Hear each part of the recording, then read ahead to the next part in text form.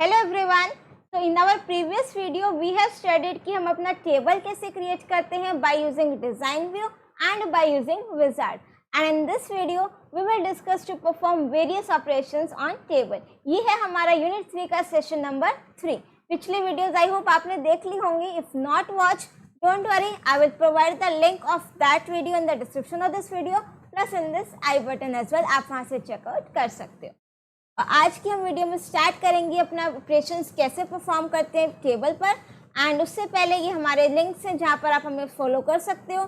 First one is the link of my YouTube channel. अगर like, subscribe, share, comment नहीं किया तो फ़ौरन कर दीजिए।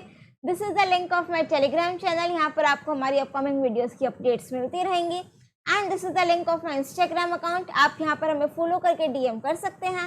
And this is the link of my Facebook page. यहाँ पर भी आप हमें लाइक और फॉलो करके अपना कोई भी डाउट पूछ सकते हैं। तो अब आ जाते हैं हमारे फर्स्ट टॉपिक पर, that is entering data in a table. देखो वैसे तो ये हमने अपना लास्ट वीडियो में कर लिया था, entering data in a table, कि हमारे पास टेबल ऑलरेडी क्रिएटेड है। अब मैं उसमें क्या कर रही हूँ, डेटा को एंटर करा लूँ। बहुत सिंपल है, ठीक है। तो हम अपना एग्जिस्टिंग डेटाबेस ओपन कर लेते हैं, दैट इज क्लास 10 YT जो हमने लास्ट टाइम क्रिएट किया था, ठीक है। टेबल्स पर जाओगे तो यहाँ पर हमने दो टेबल्स क्रिएट करी थी, एक एम्प्लॉयज नेम से और एक स्टूडेंट नेम से। तो यहाँ पर सपोज मैंने स्टूडेंट वाली टेबल में डेटा एंटर करना है, राइट। तो यहाँ पर जस्ट कर्सर क्लिक करोगे 4, कोई भी रोल नंबर एंटर किया, टैब की से मूव कर जाएंगे हमारे नेक्स्ट वाले कॉलम पर। तो यहाँ पर हमने लेट सपोज नेम लिख दिया Dimple and date of birth let suppose पहले हमें लिखना है मंथ, फिर हमने लिखनी है डेट और फिर हमने लिखना है year, right. Month, date, year, ये फॉर्मेट रहेगा और ये हमारे हो गए मार्क्स, राइट। यहाँ से आप अपने रिकॉर्ड को सेव कर सकते। तो बहुत सिंपल है डेटा को एंटर करना। अगर आप इसकी डेफिनेशन पढ़ना चाहो तो यहाँ से आप चेकआउट कर सकते हो।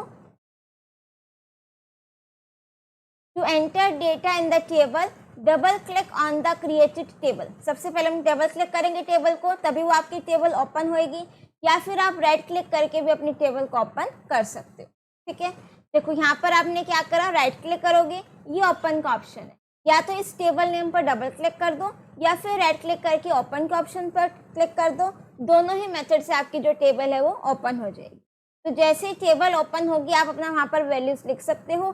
टैब की प्रेस करेंगे अगर मुझे नेक्स्ट फील्ड या फिर नेक्स्ट कॉलम पर जाना हो।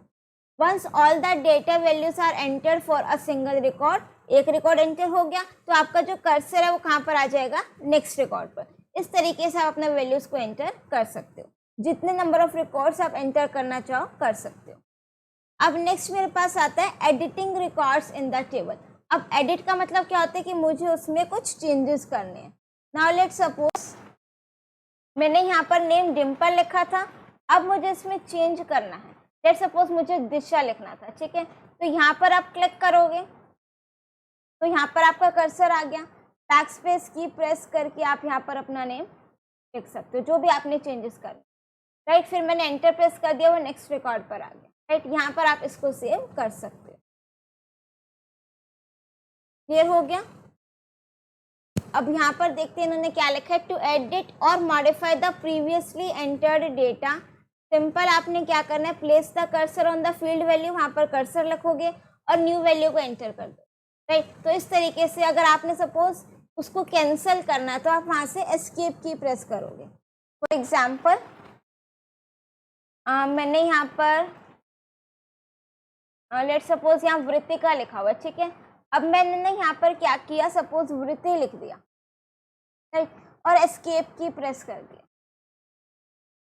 तो अब आप देखोगे कि वो वृत्ति नहीं रहा है, वृत्ति का वापस से आ गया। मीन्स अगर मैं कुछ चेंज कर रही हूँ, मैंने एंटर की नहीं प्रेस की, वो रिकॉर्ड चेंज नहीं हुआ, तो आप कीबोर्ड से एस्केप की प्रेस करोगे तो वो आपका क्या हो जाएगा, वापस से कैंसल आउट हो जाएगा, राइट।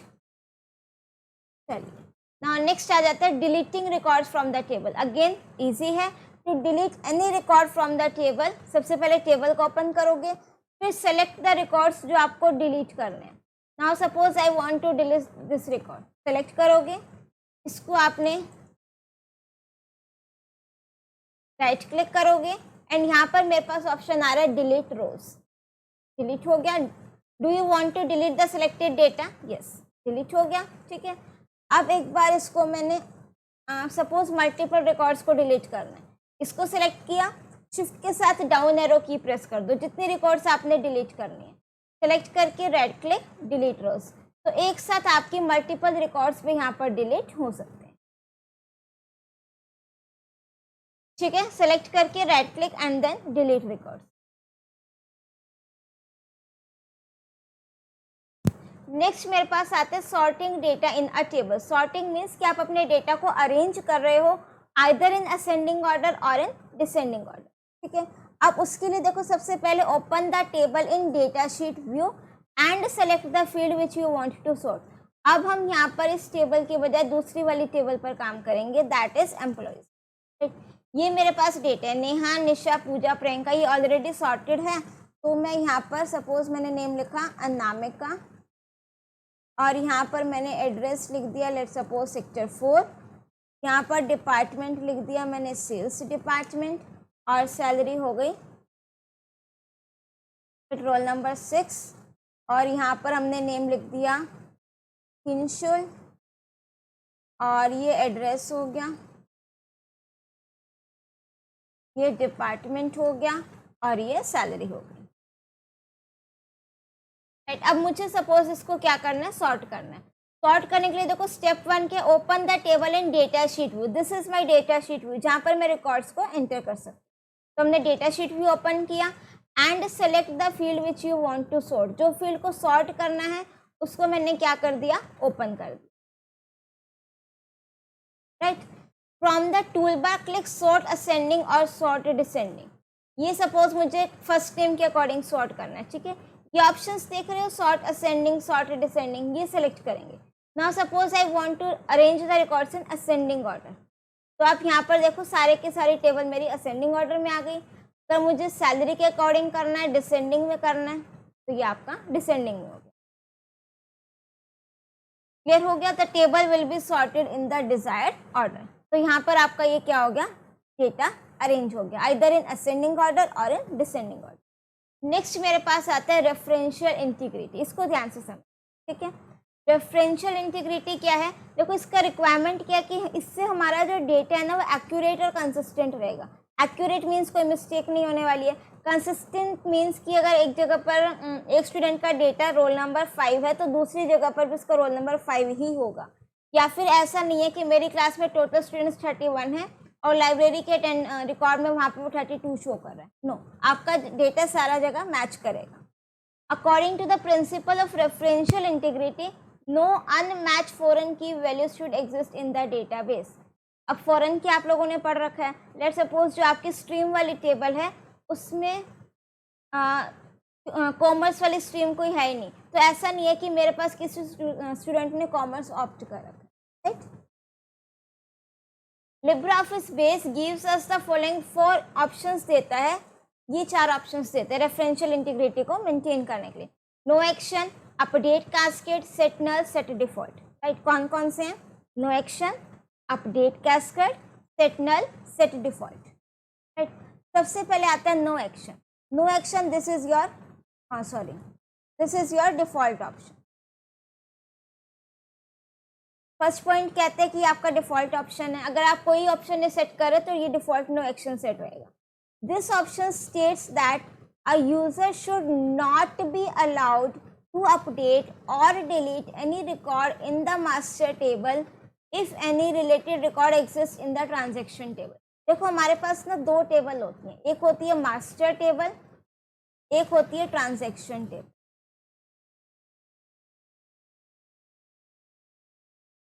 राइट, इसमें भी है, क्लास 10th का डेटा इसमें भी है। राइट, ये मेरे पास लेट सपोज क्लास का अटेंडेंस रजिस्टर का रिकॉर्ड है, यहाँ पर भी कुछ और रिकॉर्ड है उसी क्लास के बच्चों। The option states that a user should not be allowed to update और delete any record in the master table if any related record exist in the transaction table. अगर यहाँ पर कोई रिलेटेड रिकॉर्ड एग्जिस्ट कर रहा है तो उससे रिलेटेड रिकॉर्ड यहाँ पर वो आपका अपडेट और डिलीट हम उसको नहीं कर सकते। कब तक नहीं कर सकते, जब तक वो रिकॉर्ड आपका ट्रांजैक्शन टेबल में एग्जिस्ट कर रहा है। अपडेट कास्केड क्या कहते हैं? This option allows the user to delete और update the referenced field, but along with it all the related records in any of the transaction table will also be deleted or updated. देखो first तो क्या कह रहा था हमें, a user should not be allowed to update or delete. हम वो user जो अपडेट और डिलीट नहीं कर सकता मास्टर टेबल में जब तक वो ट्रांजैक्शन टेबल में रिकॉर्ड है. अपडेट कास्केड क्या कह रहे हैं? ये आपकी मास्टर टेबल, ये ट्रांजैक्शन. ये कह रहा है कि it allows the user to delete और अपडेट द रेफरेंस्ड फील्ड. अगर कोई फील्ड उसको रेफर कर रही है दूसरी टेबल में, राइट, तो डिलीट और अपडेट तुम कर सकते हो, but along with it all the related records of in any of the transaction table will also be deleted और अपडेटेड. क्या मतलब है? सपोज मेरे पास यहाँ पर स्ट्रीम नेम से कॉलम था, स्ट्रीम में मेरे पास था ह्यूमैनिटीज, कॉमर्स और साइंस. ठीक है, अब ये आपकी मास्टर टेबल है. ट्रांजैक्शन टेबल में वही बच्चों ने स्ट्रीम ले रखी होगी, ह्यूमैनिटीज, कॉमर्स और साइंस. अब मैंने बोला कि कॉमर्स में तो ज़्यादा स्टूडेंट्स नहीं है, तो ये स्ट्रीम हटा दो. 2-3 बच्चे ये स्ट्रीम हटा दो, इसमें कुछ, और इवन वो जो 2-3 बच्चे वो भी चेंज करना चाहते हैं अपनी स्ट्रीम को. तो मैंने बोला ठीक है, हम मास्टर टेबल से हटा रहे हैं. तो मेक श्योर कि जैसे हम उसको मास्टर टेबल से हटाएंगे, अपडेट कर रहे हैं, तो जो जो वहाँ पर जिसने कॉमर्स स्ट्रीम ले रखा था वो सारे रिकॉर्ड्स अपडेट होंगे. कौन सी स्ट्रीम वो ऑप्ट करेंगे वो वाली वैल्यूज मुझे लिखनी पड़ेंगी, right. It allows to delete और अपडेट द रेफरेंस फील्ड. या तो डिलीट कर दो या अपडेट कर दो. Along with it all the related records, उससे रिलेटेड जितने भी हैं, जितनों ने कॉमर्स ले रखा सबको डिलीट या फिर अपडेट कर. नेक्स्ट मेरे पास आता है set null. This option assigns null value to all the related fields if the master record is deleted or updated. अगर आपने मास्टर रिकॉर्ड को डिलीट कर दिया है या अपडेट कर दिया है तो उससे रिलेटेड जितनी भी फील्ड्स हैं सब में वहाँ पर क्या सेट हो जाएगा? नल. सेट डिफॉल्ट में क्या है? This option assigns any fixed default value. कोई भी एक फिक्स्ड डिफॉल्ट वैल्यू असाइन कर देता है हर एक फील्ड के लिए if the master record is deleted और अपडेटेड. अगर आप अपने मास्टर रिकॉर्ड को डिलीट या अपडेट कर रहे हो, ये डिफॉल्ट वैल्यू सेट कर देगा और ये आपका क्या करेगा? Null value set, right. Now see next topic is relationship between table. जब भी हम फॉरेन की बात कर रहे हैं, रेफरेंशियल इंटीग्रिटी की बात कर रहे हैं, दैट मीन्स मेरे पास एक से ज़्यादा टेबल्स हैं. ठीक है, तो जब एक से ज़्यादा टेबल्स मेरे पास होती हैं तो वहाँ पर आपका मेन कंसेप्ट रहता है डेटा रिडंडेंसी का. तो यहाँ पर मेरे को एश्योर करना है कि मैं दोनों टेबल्स के बीच में इस तरीके से रिलेशनशिप बनाऊँ कि जब मैं मल्टीपल टेबल्स पर काम कर रही हूँ, मेक श्योर आपका डेटा रिडंडेंट ना हो प्लस आपका डेटा कंसिस्टेंट हो, right. The record for a particular entity should neither be repeated nor different data values should appear for a single entity in the database. Example के through आप लोग देखो. पहले ये पॉइंट तो आपको पता है, ये इंपॉर्टेंट, मैंने आपको लास्ट टाइम भी बताया था. The most important prerequisite for, अगर आपको दो टेबल्स के बीच में रिलेशनशिप बताना है तो एक कॉलम दोनों टेबल के बीच में सेम जरूर होना चाहिए, राइट. Now see this. अब मेरे पास ये दो टेबल्स हैं, एक स्टूडेंट डिटेल्स नेम से, एक student result name. Student details में क्या है? मेरे पास admission number, name, father's name, class and date of birth. Student result में roll number, admission number, class, aggregate marks. अब देखो कौन सा आपका कॉलम सेम है दोनों टेबल में? Admission number. Admission number column आपका दोनों टेबल में सेम है. तो दैट मीन्स इस टेबल में वो अगर प्राइमरी की है तो इस टेबल में वो क्या हो जाएगा? फॉरेन की, राइट. अब देखो once the relationship between two tables has been set, अगर हमने दो टेबल के बीच में रिलेशनशिप क्रिएट कर दिया तो उस टाइम पर हम अपने इंटीग्रिटी को मेंटेन कर सकते हैं. That means once a student's record has been entered in students details table, ये स्टूडेंट की डिटेल टेबल है कि अगर एक बार यहाँ पर किसी स्टूडेंट का रिकॉर्ड एंटर कर दिया, only then that particular admission number can be entered in student result table. Means जब तक स्टूडेंट की डिटेल टेबल में कोई स्टूडेंट नहीं होगा आप उसको रिजल्ट टेबल में एंटर नहीं कर सकते. पहले मुझे किस में एंटर करना है? स्टूडेंट डिटेल टेबल में. दैट मीन्स स्टूडेंट डिटेल आपकी कौन सी टेबल हो गई? Master table. The record pertaining to admission number in student detail table is considered as the master record. वो टेबल तो मास्टर टेबल हो गई और उस रिकॉर्ड को क्या बोलोगे? Master record. और while the corresponding record in जो आपकी सेकेंड टेबल है स्टूडेंट रिजल्ट टेबल, वो आपकी ट्रांजेक्शन टेबल है, उसके अंदर जो रिकॉर्ड है वो आपके transaction record. Now next is we are having three types of relationship: one to one, one to many, many to many. Right? First one is one to one relationship. One to one का मतलब क्या है? One specific record of a master table as one and only one corresponding record in the transaction table. दो tables है, master table, transaction table. Master table का एक record transaction table के सिर्फ एक ही रिकॉर्ड को रिलेट करेगा. एग्जाम्पल देखो, ये अगर मैं एडमिशन नंबर की बात करूँ, ये एडमिशन नंबर 1001, इससे रिलेटेड ट्रांजेक्शन टेबल में एक ही रिकॉर्ड है. एडमिशन नंबर 1005, इससे रिलेटेड भी आपका एक ही रिकॉर्ड होगा. 1110 एक ही रिकॉर्ड होगा. मीन्स मास्टर टेबल के एक रिकॉर्ड दूसरी टेबल के भी एक ही रिकॉर्ड को रिलेट करे. Has one and only one corresponding record in the transaction. Next आता है मेरे पास one to many. In this type of relationship, one specific record of master table का एक record has more than one corresponding records in the transaction table. One to many means one to many का मतलब क्या है? Master table का एक record transaction table के multiple records को रिलेट करे. अब एग्जाम्पल देखो, मेरे पास एक टेबल है क्लास एलोकेशन, एक टेबल है टीचर डिटेल्स. अब मल्टीपल करस्पॉन्डिंग रिकॉर्ड कैसे? एक टीचर मल्टीपल क्लासेस पढ़ा सकता है. One to many relationship. ठीक है, मैं एक टीचर हूँ, मैं मल्टीपल क्लासेस पढ़ा सकती हूँ 9, 10, 11, 12. तो ये आपका कौन सा रिलेशनशिप हो गया? One to many. For example, one teacher can teach multiple students भी हो सकता है. एक टीचर काफ़ी सारे स्टूडेंट्स को पढ़ा रहा है, वो आपका वन टू मेनी रिलेशनशिप हो गया. एक टीचर काफ़ी सारी क्लासेस को पढ़ा रहा है, वन टू मेनी रिलेशनशिप हो गया. So we can say that there is a one to many relationship, one to many between a teacher and class or teacher and student. Right? अब ये टेबल क्या, देखो, टीचर की ID, teacher का name, subject, ये teacher के details हैं. अब जो टीचर T002 है, वीना, इंग्लिश जो पढ़ाती हैं, T002 वो क्लास 10th A को पढ़ा रही है, और ये T002 10th B में भी वो क्या पढ़ा रही हैं. इस तरीके से हो गया. T765 गार्गी मैथ्स पढ़ा रही है. T765 10th A को भी मैथ्स पढ़ा रहे हैं, 9th C को मैथ्स पढ़ा रहे हैं, 8th A को भी मैथ्स पढ़ा रहे हैं. हो गया one to many relationship.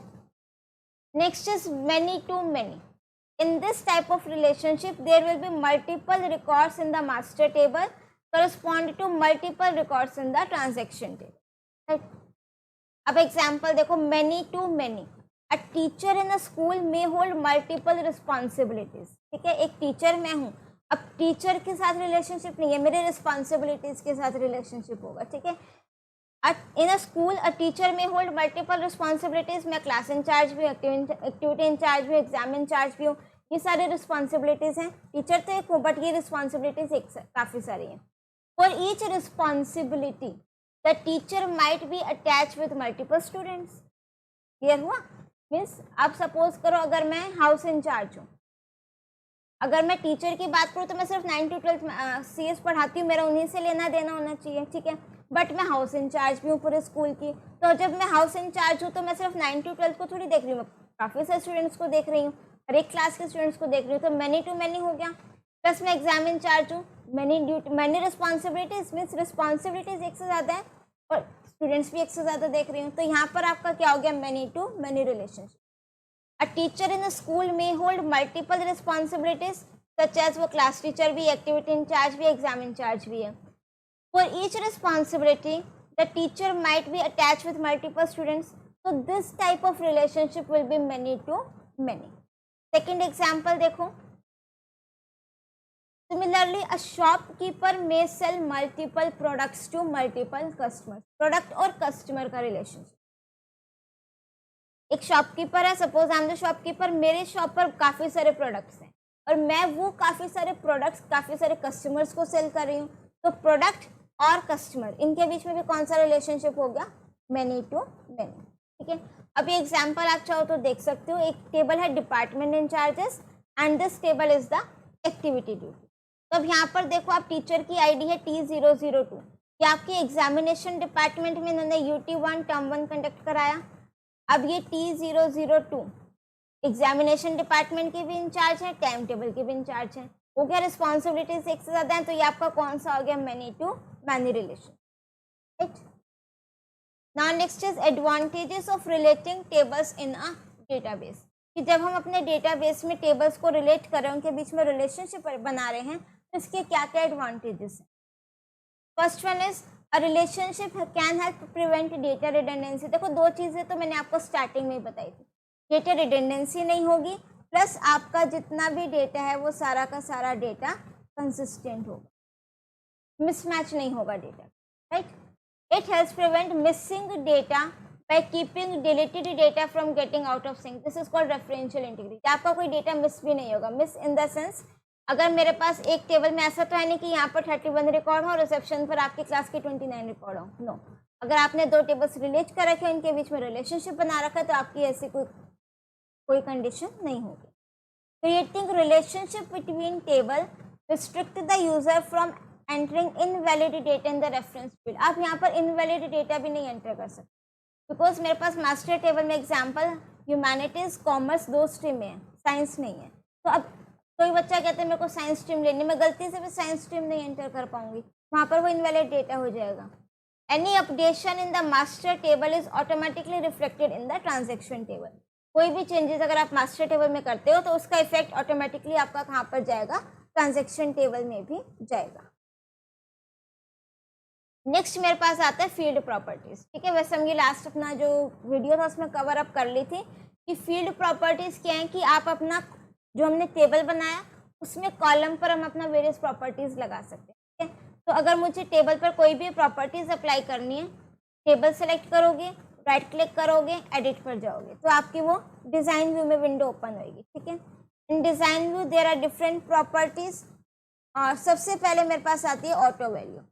Auto value property क्या कहता है, if set to yes then the field will get auto numeric values, ठीक है। यहाँ पर मेरे पास लेट सपोज स्टूडेंट नेम से टेबल है, इसको हम राइट क्लिक करके एडिट पे जाओगे, ये आपकी डिजाइन व्यू में टेबल ओपन होगी।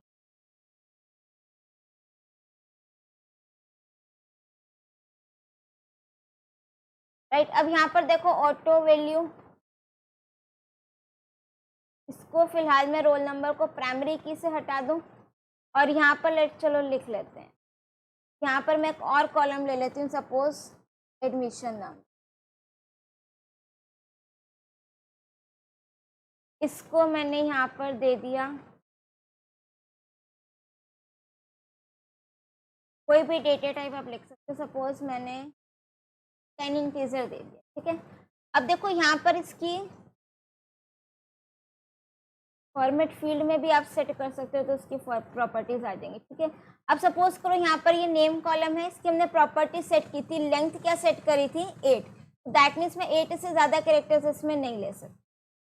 तो अब इसमें ज़रा एंटर करके देखो, नेम 1 2 3 4 5 6 7 8 9 ले लिया इसमें। Error inserting the new record, ये क्या कह रहा है, value too long in the statement. मैंने उसकी लेंथ क्या स्पेसिफाई कर रखी है 8, तो दैट मीन्स 8 कैरेक्टर से ज़्यादा उसको नहीं लेना चाहिए, तो यहाँ पर ये आपका एरर शो होगा। अब मैंने इसको कम कर दिया, सेव कर दिया। अटेम्प्टिंग टू इंसर्ट, अब ये दूसरी क्या कह रहा है कि आप नल वैल्यू इंसर्ट कर रहे हो, यहाँ पर मैं रोल नंबर लिख देती हूँ 2, उसको प्राइमरी की सेट कर रखा है ना, अभी आपका करेक्ट हो, राइट। तो इस तरीके से आप अपना कोई भी प्रॉपर्टीज सेट कर सकते। फर्स्ट क्या थी, ऑटो वैल्यू। ऑटो वैल्यू को अगर आप येस सेट करोगे तो दैट मीन्स ऑटोमेटिकली ये उसकी नल वैल्यूज मीन्स सॉरी नल नहीं, ऑटोमेटिकली वैल्यूज लेता जाएगा 1 2 3 4 इस तरीके से। लेंथ प्रॉपर्टी मैंने बता दिया। डिफ़ॉल्ट वैल्यू क्या कहते हैं कि अगर आप किसी कॉलम की डिफ़ॉल्ट वैल्यू सेट कर देते हो, जैसे हमने यहाँ पर कर रखी है स्ट्रीम कॉलम की, I think yes, stream column की अगर आप यहाँ पर देखो तो डिफ़ॉल्ट वैल्यू मैंने 8 से सेट कर रखी।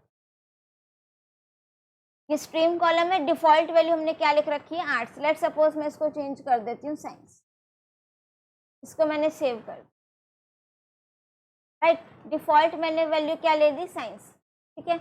अब मैं यहाँ पर अगर कोई भी वैल्यू एंटर नहीं कर रही, देखो बाय डिफ़ॉल्ट उसने क्या ले लिया यहाँ पर साइंस, यहाँ पर मैंने नेम एंटर किया, यहाँ पर मैंने डेट ऑफ बर्थ एंटर करी, और यहाँ पर मैंने मार्क्स एंटर, राइट। अब मैंने यहाँ पर स्ट्रीम कोई नहीं एंटर की, बाय डिफ़ॉल्ट वो क्या ले लेगा साइंस। अगर आपने साइंस नहीं लेनी तो खुद से कोई लिखना है, तो यहाँ पर आप स्पेसिफाई कर दो, ये वही वाली वैल्यू कंसीडर करेगा। यहाँ पर मैंने इसकी एंट्री रिक्वायर्ड मैंने यस कर रखा है, ठीक है। वो एरर क्यों आया था, क्योंकि मैंने जो आपकी नेम वाली कॉलम है इसमें एंट्री रिक्वायर्ड यस कर रखा है। एंट्री रिक्वायर्ड यस मीन्स कि मैं उसकी वैल्यू को ब्लैंक नहीं छोड़ सकती, मीन्स मुझे उसमें कोई ना कोई वैल्यू देनी ही देनी। डिफॉल्ट वैल्यू हो गया। फॉर्मेट एग्जाम्पल की अगर आप कोई डेट लिख रहे हो या फिर कोई फ़ोन नंबर लिख रहे हो, आपको किस फॉर्मेट में एंटर कराना है वो सर आपका किसके अंडर आएगा, फॉर्मेट एग्जाम। एंट्री रिक्वायर्ड अगर आप इसको यस सेट कर दोगे तो दैट मीन्स मुझे उसमें कोई ना कोई वैल्यू लिखनी ही लिखनी है, उसको मैं ब्लैंक नहीं छोड़, राइट। चलिए, सो इसी के साथ हमारा जो ये यूनिट 3 का सेशन नंबर 3 था ये कंप्लीट होता है, that is perform operations on table. I hope आपको ये सारे के सारे कंसेप्ट एकदम अच्छे से समझ में आ गए होंगे। नहीं आए हैं तो एक बार वीडियो को दोबारा से देख लेना, तो आपको जो भी डाउट होंगे वो एकदम से क्लियर हो जाएंगे। फिर भी कोई डाउट बचता है तो definitely you can ask in the comment section as well.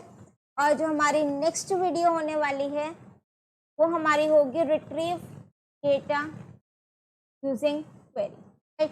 This is our next topic जो हम अपनी नेक्स्ट वीडियो में कवर अप करेंगे। Till then keep watching, keep smiling, keep studying, bye bye.